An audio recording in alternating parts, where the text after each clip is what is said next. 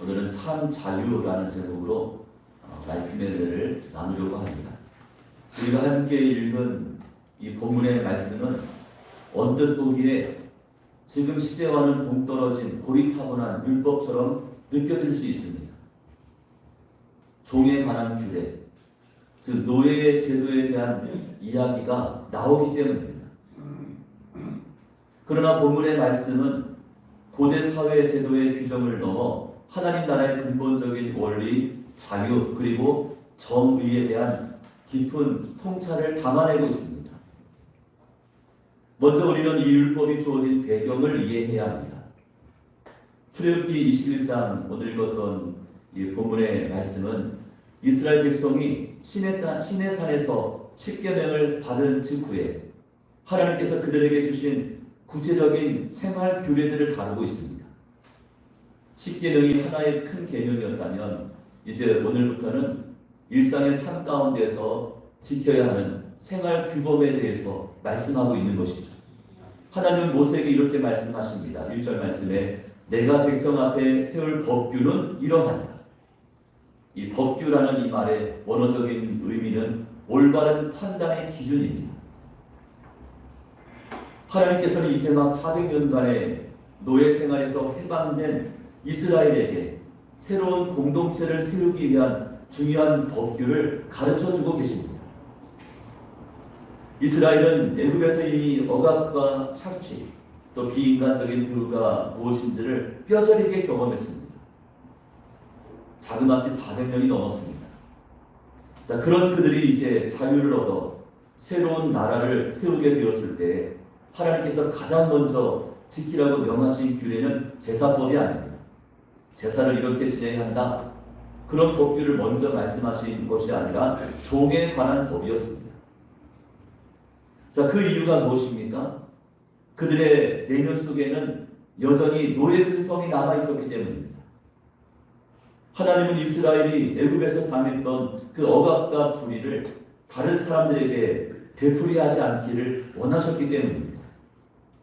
자, 남자들이 군대에 들어가면 쫄병 때 동기들끼리 모여서 무슨 이야기 합니까? 우리가 고참되면 절대 저러지 말자.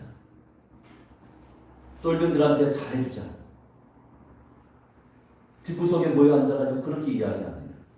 근데 정작 본인들이 고참되었을 때는 어떻게 합니까? 본전 생각이 납니다. 똑같이 합니다. 당한 대로 그대로 돌려줍니다. 그런 근성이 남아있는 거죠. 하나님은 새롭게 출범하는 이스라엘 공동체가 과거 애굽의 방식이 아니라 하나님 나라의 정의와 자유의 원리 가운데 세워지기를 원하셨습니다. 자, 2절과 3절 말씀을 우리 보시면서 함께 읽겠습니다. 내가 히브리 종을 사면 그는 엿새 동안 섬길 것이요 7째 해에는 몸값을 물지 않고나가 자유인이 될 것이며 만일 그가 당신으로 왔으면 당신으로 나갈 것이요 장갑을 쓰면 그의 아내도 그와 함께 나가려니와. 당시 고대 근동 지역에서는 이러한 법 규정을 찾아볼 수 없습니다. 이것은 가히 혁명적인 법안이었습니다. 주변 국가들의 노예 제도와 비교해 보면 그 차이점이 확연하게 드러납니다. 잘 알려져 있는 바빌로니아의 함무라비 법전을 비롯한 다른 나라 법전에서는 이 노예를 주인의 영원한 재산, 주인의 소유물로 규정하고 있습니다. 노예는 주인의 것이다.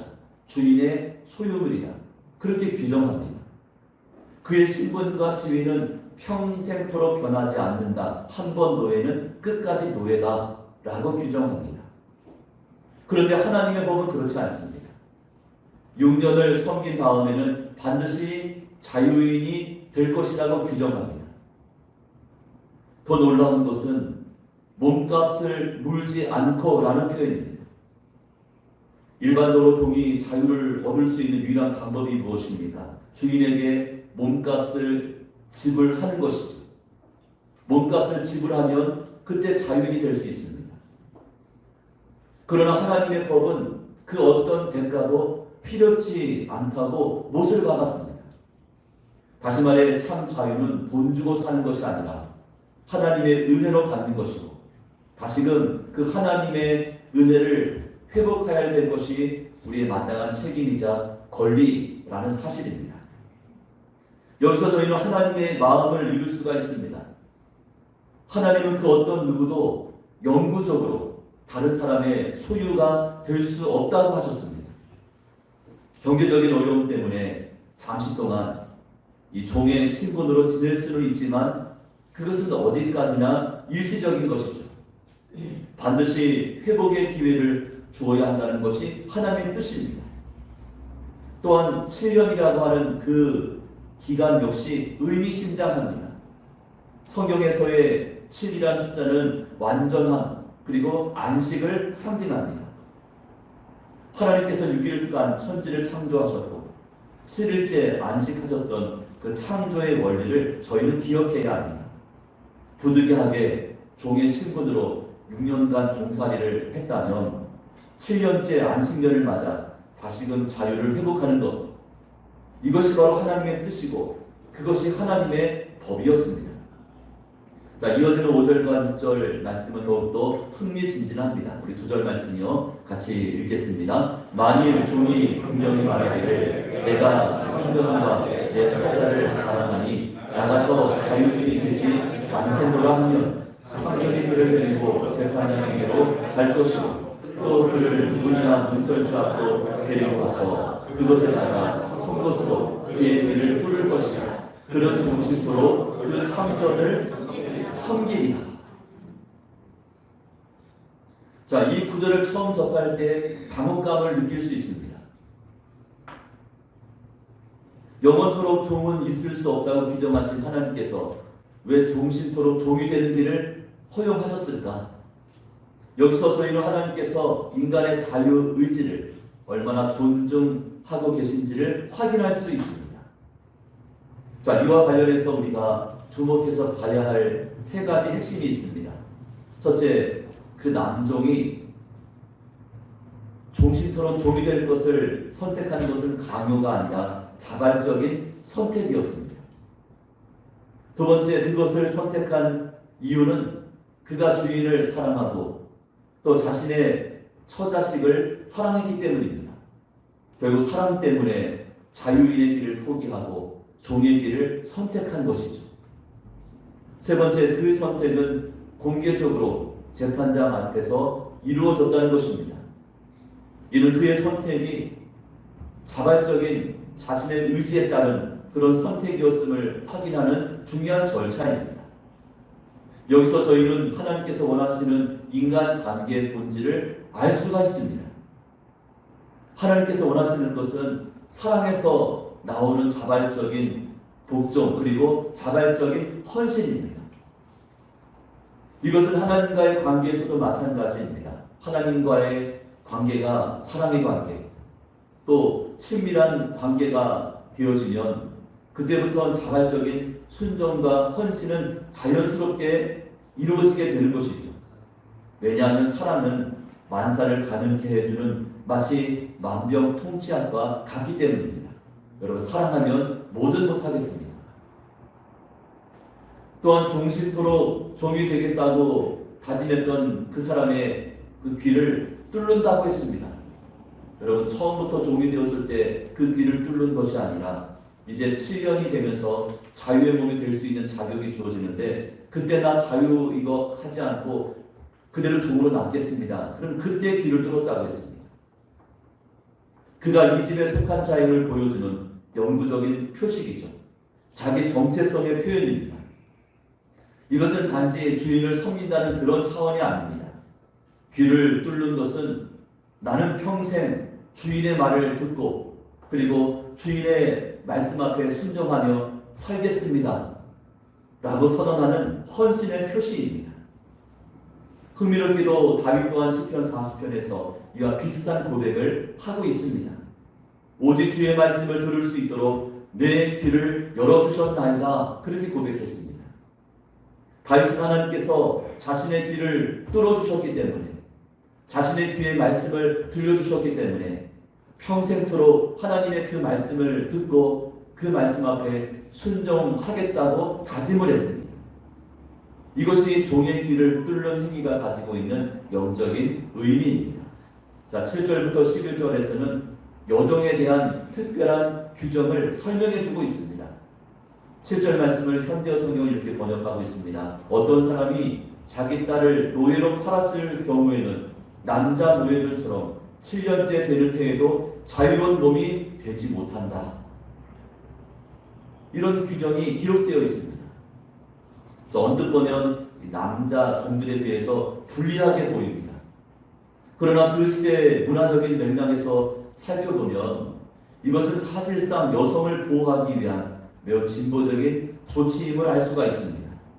자, 고대 사회에서 가난한 집의 딸이 부유한 집에 팔려가는 경우 그것은 종종 결혼을 염두에 둔 매매였습니다. 그 집의 며느리가 되거나 아니면 주인의 아내가 되었습니다. 자, 그런데 하나님의 규례는 이러한 여종들의 신분과 미래를 철저하게 보호해주고 있습니다. 자, 8절 말씀은 그 보호의 내용을 구체적으로 설명해 줍니다. 8절 말씀에 보시면 주인이 아내로 삼으려고 그 여자를 샀으나 그 여자가 마음에 들지 않으면 그는 그 여자에게 몸값을 얹어서 그 여자의 아버지에게 되돌려 보내야 한다. 그가 그 여자를 속인 것이므로 그 여자를 외국 사람에게 팔아서는 안 된다. 그렇게 규정하고 있습니다. 자, 만일 주인이 그녀와 결혼하지 않겠다고 그렇게 결정을 하게 되면 그녀를 다른 종들처럼 이방인들에게 함부로 매매할 수 없도록 법적인 조처를 취했습니다. 그녀를 아무런 조건 없이 놓아줘야 하고 또 몸값을 더하여 아버지에게 돌려보내도록 그렇게 법은 규정하고 있는 것이죠. 더 나아가 9절에서는 주인이 이 여종을 아들에게 주기로 결정할 때 그녀를 종이 아니라 딸처럼, 즉 가족의 정식 구성원으로 대우해야 한다고 그렇게 말씀하고 있습니다. 10절과 11절의 내용은 더 놀라운 말씀이죠. 자, 10절과 11절을 우리 쉬운 성경으로요 보면서 같이 읽겠습니다. 만약 그가 다른 아내를 또 얻었다 하더라도 그는 여전히 첫 번째 아내에게 음식과 옷을 주고 잠자리를 함께하는 일을 해야 한다. 만약 그가 여자에게 이 세 가지를 해주지 않으면 여자는 자유의 몸이 되는 것이니 몸값을 내지 않고 나갈 수 있다. 여성의 권리를 보호해주는 일종의 이혼법이었습니다. 남편이 다른 아내를 맞이하더라도 첫 번째 아내에게 음식과 또 의복과 그리고 부부관계 이 세 가지 기본적인 권리를 제공해야 한다는 거죠. 그러하지 못할 때 그들은 아무런 대가 없이 자유롭게 그 집을 떠날 수 있도록 하나님의 법은 규정하고 있습니다. 자, 당시 고대 사회에서 여성이 이혼할 권리를 가진다는 것은 거의 전례가 없는 일입니다.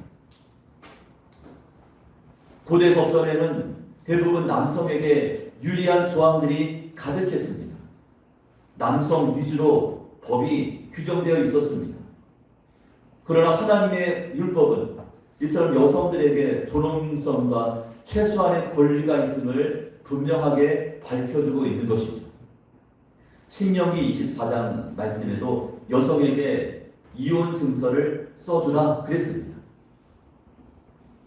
이것은 여성이 자유를 회복하고 새로운 삶을 시작할 수 있도록 배려해주는 법규임을 알 수가 있는 거죠. 결국 이 여종에 관한 규례는 하나님께서 약자의 인권과 존엄성을 얼마나 소중히 여기는가를 잘 보여주고 있는 그런 법안입니다. 그렇다면 오늘 본문의 말씀이 저희에게 주는 메시지가 무엇입니까? 네 가지로 정리를 해보면 첫째, 하나님은 사람을 차별하시지 않습니다. 하나님의 눈에는 주인과 종, 또 남성과 여성 모두가 똑같이 소중하고 똑같이 존귀한 존재입니다. 차등을 두지 않습니다. 오늘날 우리 사회에도 경제적으로 어렵거나 사회적으로 소외되거나 또 여러 가지 이유 때문에 차별을 받는 약자들이 존재합니다.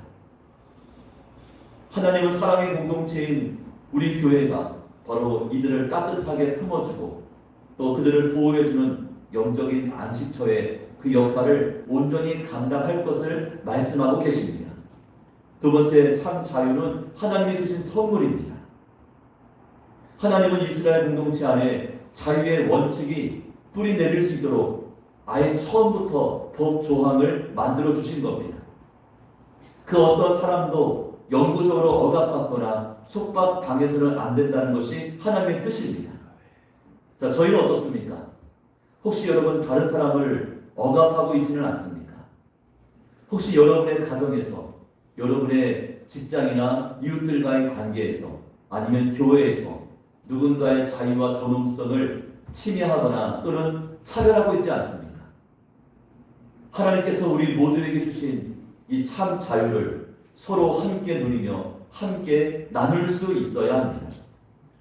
세 번째, 우리의 모든 관계는 사랑에 그 기초를 두어야 합니다.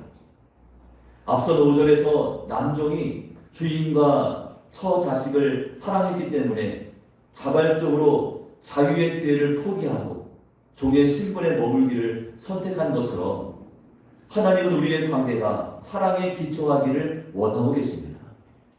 두려움이나 의무감이 아니라 사랑과 신뢰의 관계를 맺어 가야 합니다. 하나님과의 관계도 마찬가지입니다. 하나님은 저희에게 사랑을 강요하시지 않습니다.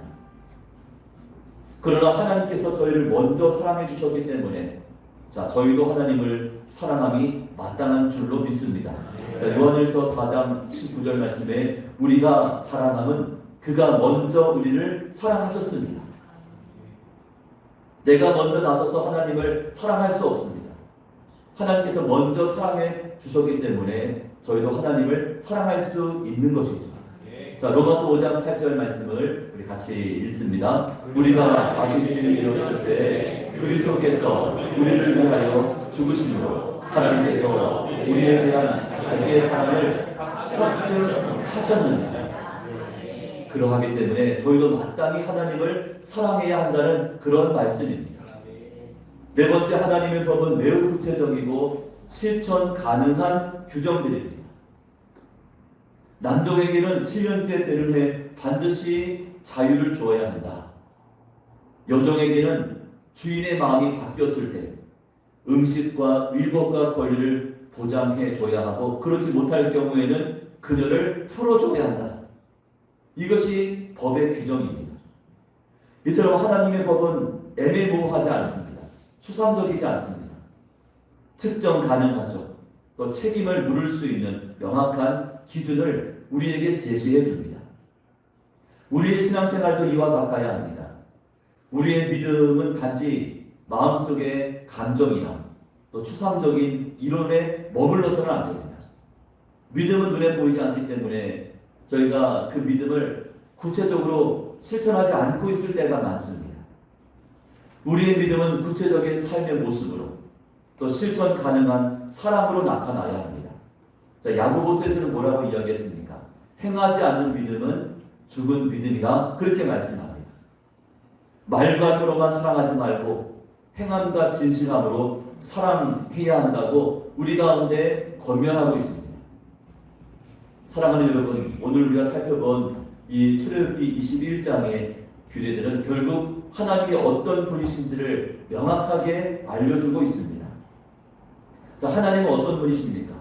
저희에게 참 자유를 허락하시는 정의로우신 하나님이십니다. 이스라엘을 애굽에서 건져내신 하나님은 단지 그들에게 물리적인 자유만 주신 것이 아니죠. 하나님은 그들에게 새로운 삶의 방식을, 즉 하나님의 백성으로 살아가는 그 법을 가르쳐 주셨습니다. 그것은 서로를 억압하지 않고 서로 존중하면서 주님의 사랑으로 서로 사랑하며 살아가는 그런 방식입니다. 노예 근성을 가지고 예전에 너희들이 억압당했던 것처럼 다른 사람을 억압하거나 그들을 정죄하지 말고 대신에 사랑의 법을 지켜 행해야 한다고 말씀하고 있는 것입니다.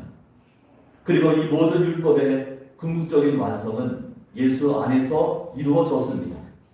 예수님 누가복음 4장에서 이사야 선지자의 예언의 말씀을 인용하시며 자신의 사역을 이렇게 선포하셨습니다.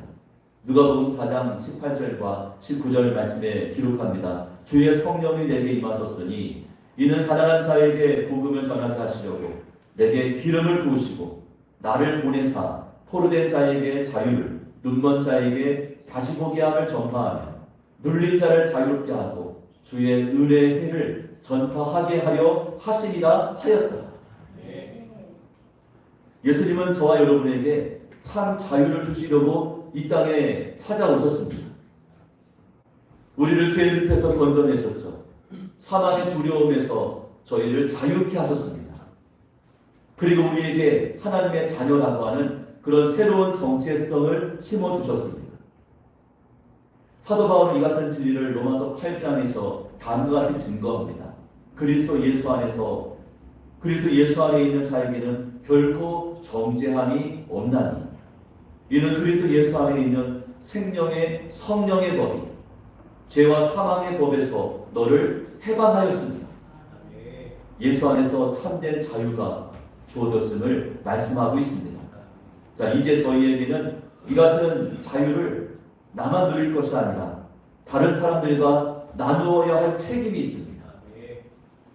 우리가 받은 이 자유와 은혜를 억압받고 소외된 사람들에게 전해야 합니다. 우리의 가정과 직장에서 그리고 몸된 교회 안에서 참 자유와 사랑의 도구로 저 여러분 귀하게 쓰임 받을 수 있기를 간절히 축복합니다. 이제 말씀을 맺습니다. 오늘 살펴본 참 자유의 결론이 로마서 12장 1절 말씀의 겉면으로 나타납니다. 자, 우리 이 말씀 보시면서요, 우리 같이 읽겠습니다. 그러므로 형제들아, 내가 하나님의 모든 자비하심으로 너희를 권하노니 너희 몸을 하나님이 기뻐하시는 거룩한 산 제물로 드리라. 이는 너희가 드릴 영적 예배니라. 아멘. 자, 이것이 참 자유 그리고 진정한 자유의 모습입니다. 여러분, 자유는 방종이 아닙니다. 자유의 몸이 되었는데 뭐라고 말씀합니까? 하나님이 기뻐하시는 거룩한 산 제물이 되어야 한다. 그렇게 말씀하죠. 이것이 영적 예배라고 했습니다.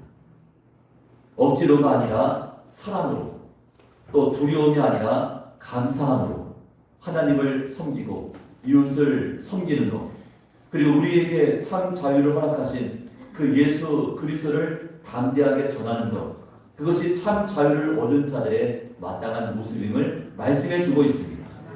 자, 이번 한 주간 예수 안에서 여러분 참 자유를 깊이 경험하고 누릴 뿐 아니라 나아가 그 자유와 은혜를 주변 사람들에게 나누고 베풀면서 복음의 귀한 도구로 쓰임받는 그런 저희 모두가 다 되시기를 주님의 이름으로 축원합니다. 아멘.